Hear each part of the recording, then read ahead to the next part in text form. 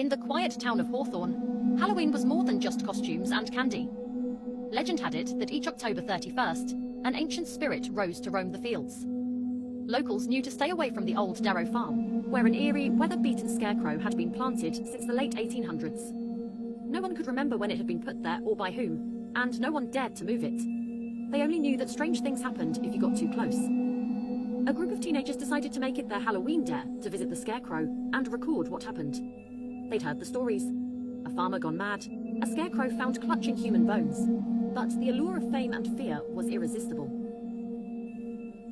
As midnight approached, the group crept to the edge of the Darrow farm, laughing nervously and goading each other on. The Scarecrow loomed against the starless sky, its empty eyes and straw mouth twisted in a way that looked almost like a grin. One by one, the teens pulled out their phones to capture every step. One of them, Sarah, felt a chill as they neared it, almost as if the air itself was alive, pulsing with a dark, unsettling rhythm.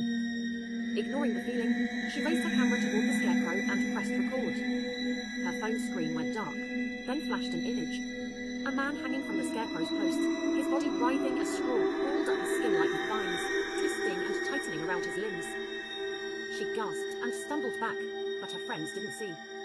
They were all transfixed, staring at the Scarecrow. Slowly, its head began to turn, an impossible movement for the nailed-down figure. The rusted eyes fixed on each of them, glinting in the moonlight. One of the teens, Jack, laughed nervously. "Good one, Sarah. Is this some Halloween filter?" But the Scarecrow was no trick.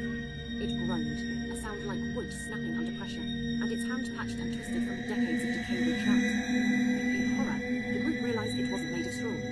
They saw fragments of bone, bits of flesh too decomposed to recognize. It wasn't a scarecrow at all, it was something, sewn and patched together over years by an ancient evil. "Whoever disturbs my rest," it rasped in a voice like scraping metal, "joins me."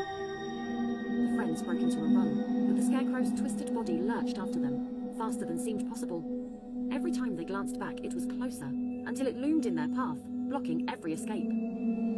Sarah felt it first, a sharp pain in her ankle, as if invisible tendrils wrapped around her skin. She screamed, realizing the Scarecrow was dragging her back to its post. One by one, each of them fell, limbs tangled and bound by an unseen force, dragged back to the Darrow farm, where the Scarecrow's grin seemed wider than before. By dawn, all that remained were fragments of their phones, playing their last moments on loop. And now, every Halloween, if you walk near the Darrow farm at midnight, you might hear their voices, echoing in the corn, trapped in a never-ending game with the Scarecrow.